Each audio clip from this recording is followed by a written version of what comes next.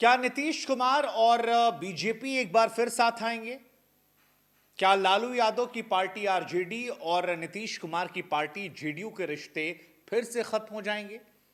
क्या नीतीश चाचा एक बार फिर पलट जाएंगे? ये सवाल बिहार की सियासत में बीते 48 घंटों से लगातार गूंज रहे हैं और इन सवालों को जोर देती पटना के गांधी मैदान की यह तस्वीर जो 26 जनवरी को आती है। गणतंत्र दिवस समारोह में नीतीश कुमार और डिप्टी सीएम तेजस्वी यादव एक साथ बैठने की व्यवस्था हुई थी। हालांकि नीतीश के बगल वाली कुर्सी को छोड़कर तेजस्वी विधानसभा अध्यक्ष के साथ दूसरी कुर्सी पर जाकर बैठ गए। इस तस्वीर में नीतीश कुमार और डिप्टी सीएम तेजस्वी यादव के बीच जो दूरी दिखाई पड़ी उसकी झलक बीते 27 दिनों में एक बार, दो बार, तीन बार नहीं बल्कि 6-6 बार देखने को मिली है। और इसी वजह से सवाल खड़ा हो रहा है कि क्या नीतीश और तेजस्वी के रिश्ते अब चाचा भतीजे वाले नहीं रहे? क्या बहुत ही कम समय में अब एक बार फिर से विवाद देखने को मिलेगा, पलटना और सरकार बदलना देखने को मिलेगा? दावे दोनों तरफ से किए जा रहे हैं, कोशिशें दोनों तरफ से की जा रही है, विधायकों को अपने पाले में रखने की कोशिश दोनों तरफ से की जा रही है। लेकिन 29 दिसंबर 2023 दिल्ली में जदयू की राष्ट्रीय कार्यकारिणी की बैठक हुई और इस बैठक में लोकसभा चुनाव से ठीक 4 महीने पहले ललन सिंह को राष्ट्रीय अध्यक्ष के पद से इस्तीफा देना पड़ा। नीतीश कुमार ने इसके बाद खुद इस पद की जिम्मेदारी ली। ऐसा कहा गया कि ललन सिंह और लालू यादव की नजदीकियां बहुत ज्यादा बढ़ गई थी। ललन सिंह इंडिया अलायंस में बने रहने के लिए नीतीश कुमार पर लगातार दबाव बना रहे थे और इसी वजह से नीतीश कुमार ने चुनाव से ठीक पहले कमान को अपने हाथ में ले लिया। दूसरा मौका देखने को मिला 20 जनवरी 2024 को। नीतीश कुमार ने जदयू पार्टी के 21 लोगों की नई टीम बनाई और इस लिस्ट में जदयू में ललन सिंह के करीबी 7 में से 6 लोगों के नाम हटा दिए गए। साथ ही नीतीश कुमार ने अपने भरोसेमंद लोगों की नई टीम बनाई। ऐसा कहा गया कि नीतीश कुमार ने कोई भी बड़ा फैसला लेने से पहले पार्टी में बदलाव किया था। ये एक बड़ा कदम था। अगला जो सबूत देखने को मिला वो 20 जनवरी 2024 को ही बिहार सरकार की ओर से अखबारों में स्वास्थ्य विभाग की ओर से फुल पेज का विज्ञापन छपा था। इस प्रचार पर स्वास्थ्य मंत्री और प्रदेश के डिप्टी सीएम की तस्वीर थी, लेकिन मुख्यमंत्री यहां से गायब थे और इस एड को बिहार में जदयू और रजत के बिगड़ते संबंधों के बीच एक बड़ा संकेत माना गया। 20 जनवरी 2024 को ही नीतीश कुमार ने रजत कोटे के 3 सीनियर मंत्रियों के विभाग बदल दिए। भूमि सुधार राजस्व मंत्री आलोक मेहता को शिक्षा मंत्री बनाया, ललित यादव को भूमि सुधार एवं राजस्व मंत्री और चंद्रशेखर को शिक्षा मंत्री से बदलकर गन्ना मंत्री बना दिया गया। चंद्रशेखर वही व्यक्ति हैं जो काफी ज्यादा विवादास्पद थे। फिर 21 जनवरी 2024 को समस्तीपुर में श्री राम जानकी मेडिकल कॉलेज का उद्घाटन समारोह था। इसमें सीएम नीतीश कुमार और डिप्टी सीएम तेजस्वी यादव पहुंचे थे। नीतीश कुमार जब भाषण दे रहे थे तब मंच के नीचे तेजस्वी यादव जिंदाबाद के नारे लग रहे थे। तेजस्वी ने एक बार भी नारा लगा रहे लोगों से शांत रहने के लिए नहीं कहा। नीतीश कुमार यहां पर सिर्फ 10 मिनट का भाषण देते हैं और उसके बाद चुपचाप वापस लौट जाते हैं।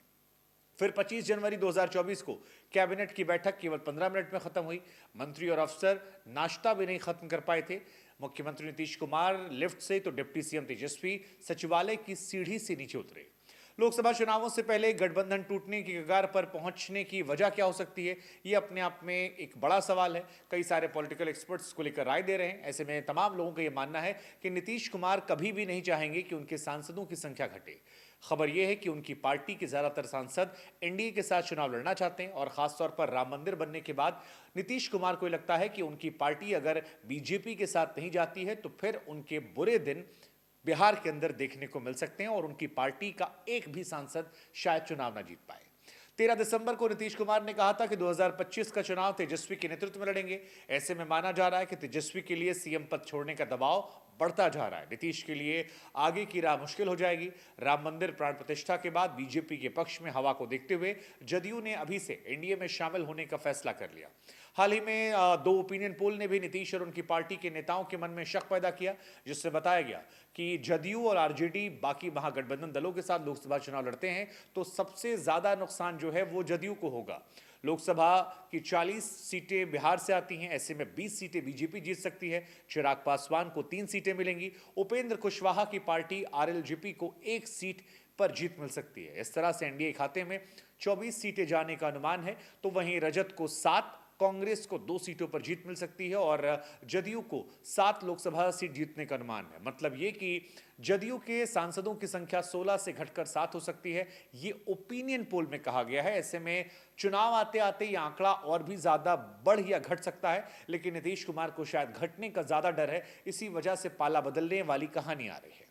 हालांकि सवाल यहां पर यह कि बार बार बदल जाने वाले नीतीश कुमार को क्या बीजेपी एक और मौका देगी, इसको लेकर भी कहा जा रहा है कि बीजेपी की एक अच्छी बात यह है कि उसे पहले से अनुमान होता है कि उसका दांव उल्टा नहीं होगा। महाराष्ट्र में 2 दिन पहले तक पीएम जिस अजीत पवार की आलोचना कर रहे थे, 2 दिन बाद उसे अपने गठबंधन में शामिल कर लिया।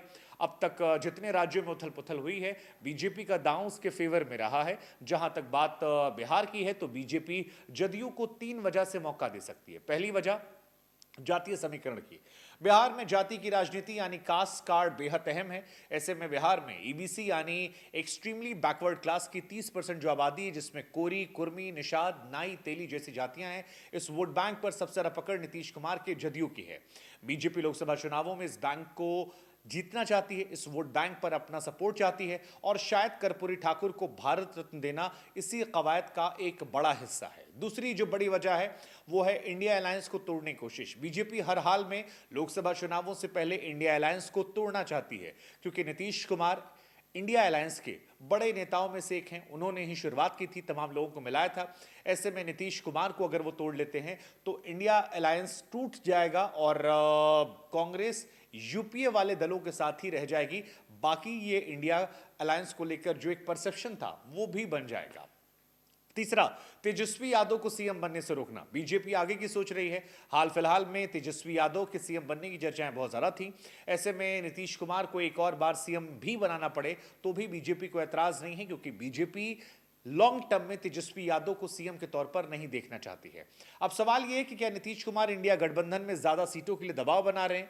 अगर इसको लेकर कहा जाए तो अब तक ऐसा प्रतीत नहीं होता है, क्योंकि जिस तरह की तस्वीरें निकलकर सामने आई हैं, ऐसा लग रहा है कि तेजस्वी के साथ सरकार चलाना मुश्किल है। अगर दोनों साथ रह भी जाते हैं तो या तो नीतीश की पार्टी के लोग टूट कर उधर चले जाएंगे या नीतीश कुमार को हटाकर तेजस्वी मुख्यमंत्री बन जाएंगे।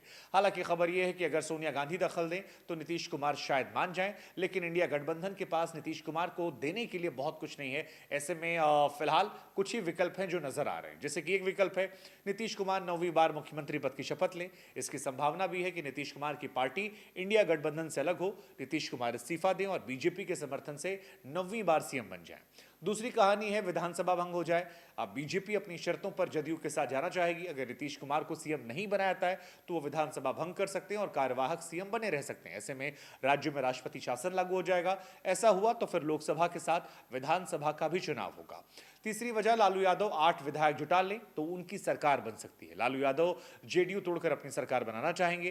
कांग्रेस, आरजेडी और लेफ्ट और एक निर्दलीय मिलाकर फिलहाल 115 विधायक हैं। ऐसे में अगर 8 विधायक और मिल जाते हैं तो फिर सरकार बनना आसान हो जाएगा। उधर नीतीश कुमार एनडीए के साथ जाएं लेकिन बीजेपी का मुख्यमंत्री बने, ये भी खबरें चल रही हैं। नीतीश कुमार लोकसभा को ध्यान में रखकर एनडीए में शामिल हो जाएं, मुख्यमंत्री बीजेपी का बन जाए, बाद में नीतीश कुमार को राज्यपाल या फिर किसी बड़े केंद्रीय मंत्री का पद दे दिया जाए। हालांकि नीतीश कुमार को समझने वाले मानते हैं कि ऐसा होने की संभावना कम है, लेकिन कुल मिलाकर बिहार में जो कुछ हो सकता है, हमारी कोशिश थी कि हम आपको समझाएं। आपको क्या लगता है, जो बातें हमने आपको बताई उनमें से कौन सी बात है जो हो जाएगी और नीतीश कुमार क्या रुकेंगे या चाचा फिर पलटेंगे, ये आप हमें बताएं।